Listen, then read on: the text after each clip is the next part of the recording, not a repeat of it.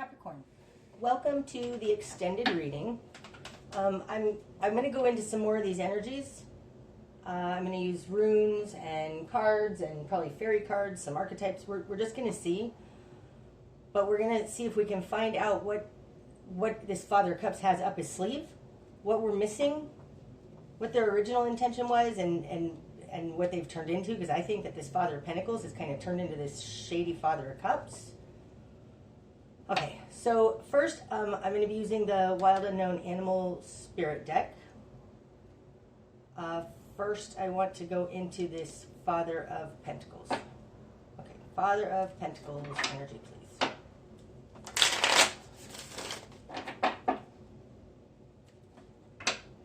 Further clarity on the Father of Pentacles, please. Why is the Father of Pentacles in reverse? Well, that was a mess. Why is the Father of Pentacles in reverse? Why is the Father of Pentacles in reverse? Oh my gosh, I am having the worst time trying to hold on to my cards right now. What is that all about? Father of Pentacles in reverse, please. Tarantula. Okay, so tarantula, tarantulas are, okay, so this is clarifying the Father of Pentacles in reverse. Tarantulas are harmless so long as they can't bite you, okay? Tarantulas are actually, their venom is very deadly for us as humans, but their mouths aren't shaped correctly to be able to bite us. So I think that this person that you were with has always had this venomous side. It's just that they weren't in a position to bite you. This might be what the skeletons in their closet were, that they have some sort of shady behavior, something that is poisonous, and they didn't tell you about it. It looks to me like they couldn't not anymore. So now this Father of Pentacles, I think, is having a reason to bite you.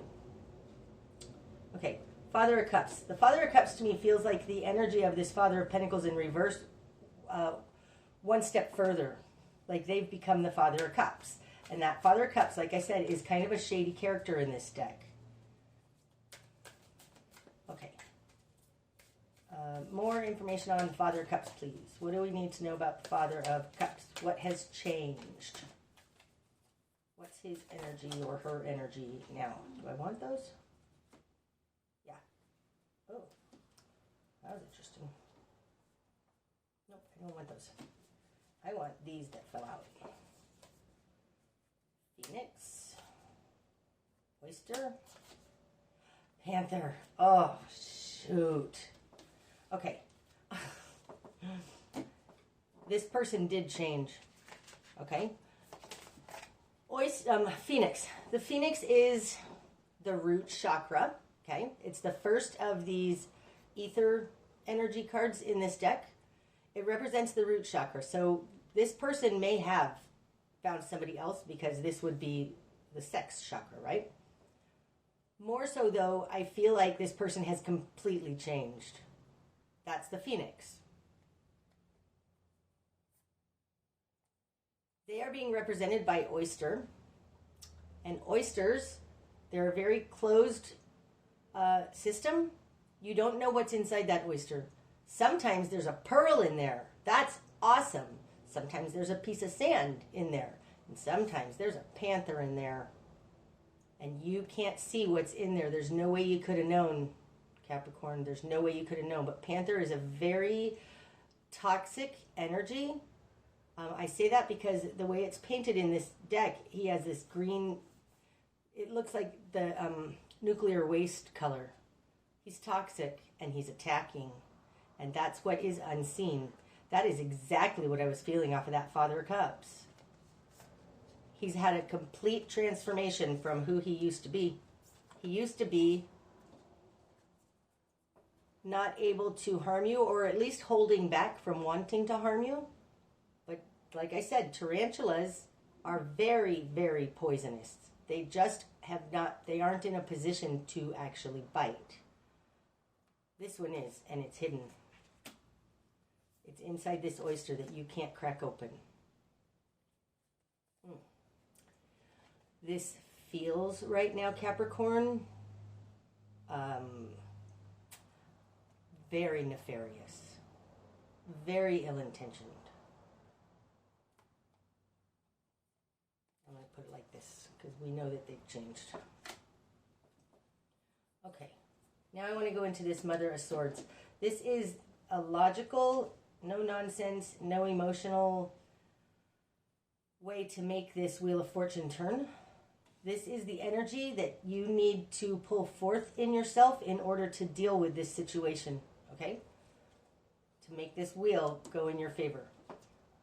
Energies on the Mother of Swords, please. What is it that Capricorn needs to know? What's the energy that they need to use in order to make the best outcome for this situation? Whoa. 3 of them. Okay. First out we have Cobra. Cobras are an energy of defending yourself if you need to, right? Because cobras are what, back in the old days in say, India, and they had the whole basket thing where they'd play a little flute and the cobra would come out. They can be beautiful. And they only strike if they have a reason to strike. Now, this is being on top of your energy. These two energies feel very much alike. Look, they're both staring straight at you. This one is a more powerful, no nonsense, like I'm watching, I'm paying attention, and I'm going to strike if you come after me. Something like that. If I feel threatened, I will strike. And cobras have all as much poisonous venom as that tarantula, that's for sure. It's coming out with vulture. So vultures are actually, they can be nefarious sometimes, but vultures are actually a very necessary energy to clean up the wreckage, to clean up the carnage of what happened. They do the dirty work that nobody else wants to do. So you may be asked to really work on cleaning up this situation. It's coming out with bat. That's cool. Okay, it's interesting. Do you see how the bat and the cobra have very similar colors, these two cards, right? And the vulture is the different one. Now, I do think these are all 3 of your energies, but having the vulture there, this thing is dead. It's roadkill, and it now is time for the cleanup, okay? Bats can see in the dark. They can see what others can't see. They move in a way that is based on, I think they have radar, right? That's how they catch their food. It's not seen by most people. I think you're going to be able to see something here that others can't see. These cards don't feel emotional to me. They feel empowered. Like this person who's going to try and sail away in the shadows, which is actually very toxic, hiding something energy. You can see that. You're going to be able to see that. But this, again, like I was saying with the Father and Mother of Pentacles versus the Father and Mother of Swords, excuse me, it's very mental and earth-based. There's no emotions in this. This is, all right, this is what happened. You're not going to screw me over. Let's clean up this mess, and I'm watching you. This bat would be able to see that Father of Cups sailing away in the night, in the dark, because bats are the only animals in this deck that can see in the dark. Okay. I think that this is exactly why you're going to be able to make this Wheel of Fortune. You're going to be able to ride this Wheel of Fortune until it comes back up for you. That's awesome. God, these are such cool cards right now. I don't think there's any saving this relationship, but I think also you need to, it feels like you need to participate in the cleanup. Don't just be like, okay, whatever you say. No. This is active participation to me. To get this Ten of Pentacles that is rightly yours.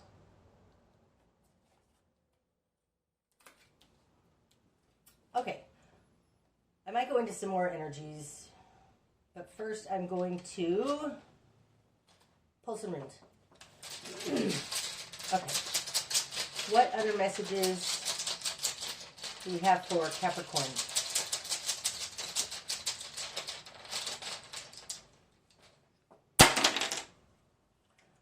Okay.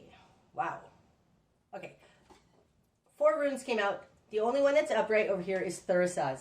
Now, when I get a rune that's going out that way, it's very closely connected to this, what's missing, what's unseen, what this seedy behavior is, what the missing piece. But going out that way, it's like the power gained from it, because Thurisaz, let's see, full disclosure, this is my favorite of the 24 runes in the Elder Futhark. It's a very, very, very powerful rune. It represents Thor's hammer. Its literal translation is thorn, okay? But it's Thor's hammer. And if you know anything about Norse mythology, which I don't really, but I do know that Thor was kind of the gatekeeper between, I think the Atyr and between the human world and the world of the gods or demons or whatever. He was a gatekeeper. He could use his hammer to protect humanity by killing the giants, the demons. This is powerful enough to kill the demons, okay? But he was very discerning on how he used his power. He didn't just go around killing everything. He was very particular in what he attacked with this powerful weapon and why. Why? And I think if there are kids involved here, because I really feel like this Son of Cups is a child, that could be a reason why. Because you and your child deserve to have this ten of water, right? The 10 of Cups. So this going out that way, it's like you are learning that you're a super powerful being. I mean, really, this is a conduit between higher and lower planes, but it's a very protective, powerful energy. Okay. I'm going to go to this Lovers next. We've got Ewaz. Okay. Ewaz, that's interesting, it falls on top of the Lovers. Ewaz, this stands for horse. It talks about the trust between the rider and the horse. The horse is actually super sure-footed and can get that rider where it needs to go if the rider will just let the horse lead. Being on top of this Lovers, I get the feeling that in your relationship, you let them lead. You trusted them. You let them guide where the relationship was going. I think that's a great way to be in a relationship, but this may be why this person thinks they can do this to you, because they don't see you as an active energy. I think this is going to really, really shock them. And the fact that you're coming out as Thurisaz, you are powerful. And you're not going to put up with bullshit. That's exactly what this Mother of Swords says.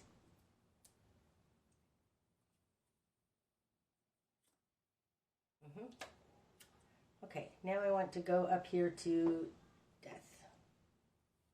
So Welu. Oh, that's so nice. Okay, so, you know, the Death card, people are like, oh no, transformation, is that going to be changing for the worse? Not with Soelu. This is the sun. It's full illumination. It's seeing the whole picture, but it's a sunny, bright, happy day. It's similar in energy to the sun card, but it encapsulates more than that. It's powerful. It's seeing the big picture. It's illuminated and bright. So whatever transformation is coming out of this, is way in your favor. This is fabulous. And then down here on the Ten of Pentacles, and it's falling on both the 9 and 10 of Pentacles. Okay, this is Degas. Now, Degas is a deep change. It's a little like the Death card. Not exactly, but it's a little like the Death card in that, like, it's a huge change that once something happens, that you can't go back to the way it was. And I think that is indeed saying, like, if you're putting together a divorce agreement, this is going to be a big change. Like, I feel like whatever is in that agreement, you're not going to be able to go back. So start as you mean to go on. You need to go after the 10, not the 9. The 9 is enough, but it's certainly not enough for your whole lifetime and your family. This one, you'll be comfortable. Start as you mean to go on, because once this is done, you can't really go back. So go for this one, the 10. It's really actually very important. I feel it's very important right now. Okay. Now what do I want to do? I want to go more into this temperance energy. I'm going to use the tarot again, because I want to know what we're missing. Okay. What is it, Capricorn? What is happening? I don't think you're missing something. I think that, like, what is missing from this correct recipe, and I think it's because this Father of Cups, this Father of Water, stealthily moving away with it. I think this is on top of the Seven of Swords, right? I think he's trying to skulk away with it. I want to know what that is. I don't know if we're going to be able to get it out of tarot cards, but we're going to try. What is it that Capricorn is missing? What is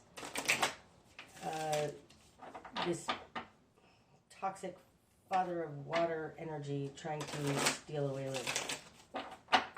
Oh, that's interesting. With this Ewas here, I said it was horse. I do think that with the Chariot out here and them just running with it, I think that they're used to getting their way in your relationship. Panther here also tells me, like, there's a resentment here. Like, this is over the top kind of toxicity. Like, they resent you for some reason. I don't even know why, but I'm getting that heavy off of this. They want to attack you. Like, they are blaming. It's too much toxicity for just whatever happened in your relationship. This feels like they've been carrying that toxicity for a very long time, and it just hasn't come out. It's been inside the oyster. It's been looking like a tarantula, a cute fuzzy spider. That's not really a pet. That is a dangerous animal.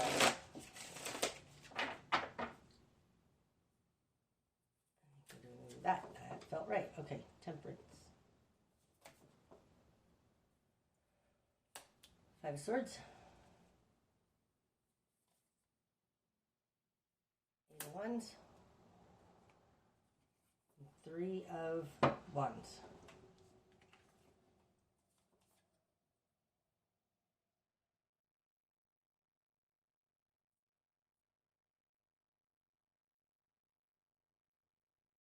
Okay, I want to start here. The 5 of Swords is cutting away what doesn't work for you in this deck to me, but this is the 5 of Swords. This is a very narcissistic, self-serving energy, because if you recall the 5 of Swords in the Rider-Waite deck,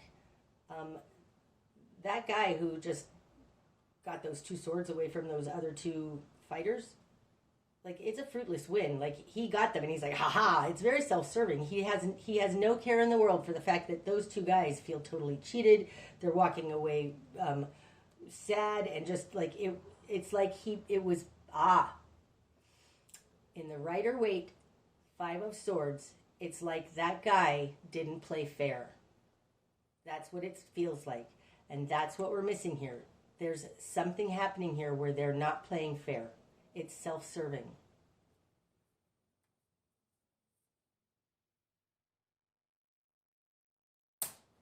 Ooh, that was weird. Don't know what that noise was. Okay. The Eight of Wands, to me, this is help coming in from the divine. Because at the 7, there's a guy fending off the attackers, and he's standing on a higher ground. At the 8, like he's got 6 attackers on him in the 7 of Wands. In the 8 wands are coming in from above down to the earth, and then in the 9, those 8 wands are fortifying that warrior. That's why I think it's help from the divine. I feel like these two are related. Because this is also, in this deck then, it's a bullseye. It's like hitting the bullseye. And it comes from the divine. It comes from something higher than you. But I think it's going to be brought out through your intuition. No, maybe not even intuition. But I think you're going to probably be guided to whatever this thing is. That's what that feels like. And the 3 of Wands, this is... in this deck, it looks like a scrying mirror to me. So it's like seeing what's... it's like divining what's unseen. These two are very related, not just because they're both wands, but because it's hitting the bullseye. Now, whatever this thing is that's going to... this is almost tower-like with this lightning bolt. It's going to be shocking what you find. And I think what you find is with this bat energy and this very discerning energy, I mean, maybe this is as simple as get full disclosure from them, like, right? Get all the correct paperwork. Don't let them not give you their tax returns and whatever. Do a full background check on this person. This person feels really shady. Once you get this thing, because this thing, I think, is what's missing in the Temperance card. It's this thing that's going to be shown. This can also be a little like a serendipitous event. Like you're looking for it, you're asking for it, and somehow it's just going to come to you. And once you have that, it's like this is a magical portal to a better life, a better world, something. So the thing you're missing, I think you can get by being discerning. Look for it, but like ask for it. Ask for help from God, because really we have to ask. But I mean, the universe, source, God, whoever you want to call it, is really an actual partner of ours individually on this plane. I've seen it in my life numerous times, and if I ask, I get help. I think that you will get help and you will be able to find out what this is, but you need to bring in this higher part, like ask for help. Because next thing you know, something will just fall in your path and like you'll learn something. Maybe an email will be sent to you accidentally. Like, I don't know, but there is something. Spirit can help you with this and make a magical portal so that you can get to this 10 of Pentacles. And it has to do with this person being self-serving. They don't care what happens to the other person in it.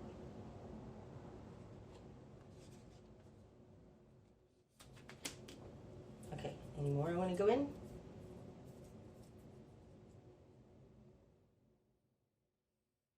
I want to know about that 10 of Cups. How do I want to do it? I'll do it with tarot. Okay, information on the 10 of Cups, please. What is it that this Chariot is running towards that is unfulfilling?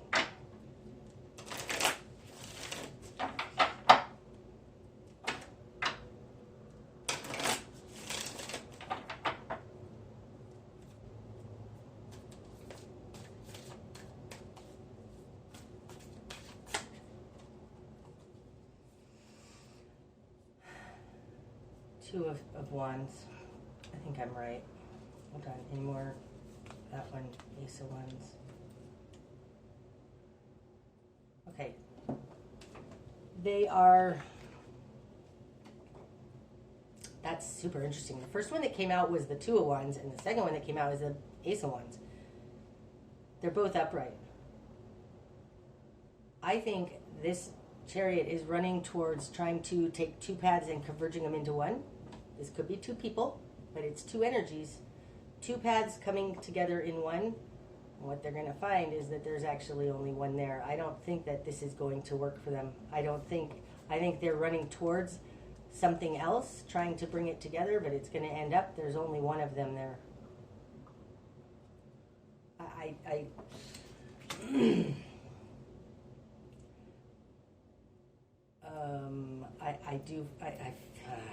It's not a Three of Cups, so I can't say there's a third party here, but it feels like they're running towards trying to bring it together with somebody else. That's what it feels like. I mean, wands are the passion suit.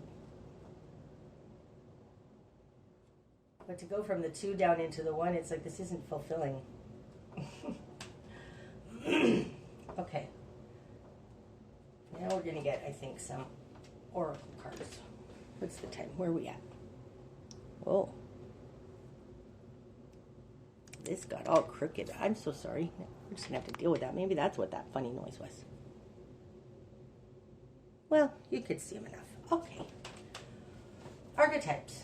We have an archetype card. Now, these are the Wild Unknown Archetype cards by Kim Krans as well. And they give you kind of, it's an energy similar to runes. It's a more profound energy that's being dealt with here. Can be soul lessons.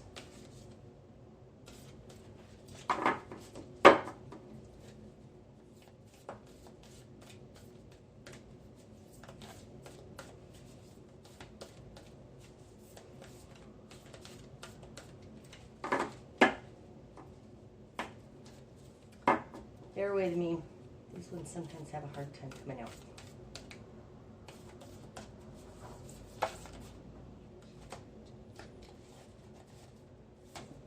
The tear. And the storm. That feels complete. Okay. So we're going to read these ones. Find out. This is, sometimes I can relate these, most of the time I can relate it to what was happening here, but very often this is a message just personally for you that you're going to understand that I may not understand. Okay, 52, the tear. The morning, the release, the rain, right? Oh, how interesting. I put it on top of this lovers. There is a mourning here because like you thought you were a solid couple. You let this other person lead, and now they're taking it somewhere, I think, without you. The tear. Tears are droplets of letting go. Once they begin to fall, we allow the swelling tide of emotion to run its elemental course. Often the tear is what is needed in order for a conversation or situation to break into the next level of intimacy and vulnerability. Some say that tears are so powerful in softening our egos that they open up a portal to the unseen world. It's like this. Through our watery eyes, the ancestors catch a glimpse of us, and we are reminded of their eternal embrace. We sense our humanity, our humility, and we allow ourselves to be held.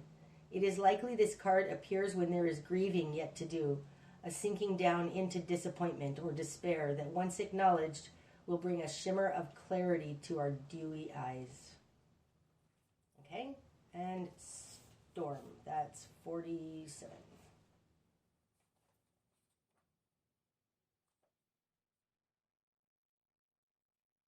The storm.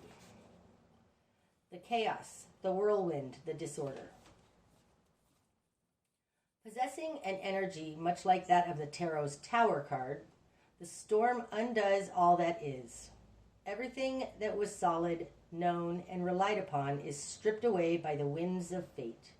The ground becomes the sky becomes the center, and then the center disappears. The storm is a great equalizer.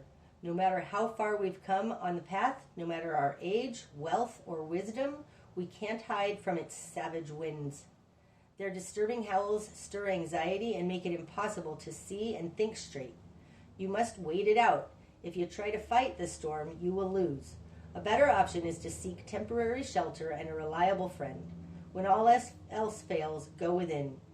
There, for a moment, you settle into the eye of the storm. still coming out of this is where your portal is. So if you're going to be rational here, you are seeing in the dark. Oh, it's interesting. This vulture has colors very similar to that tear. It's like the cleaning up. Going inside, mourning, it's like cleaning up what's dead now, right?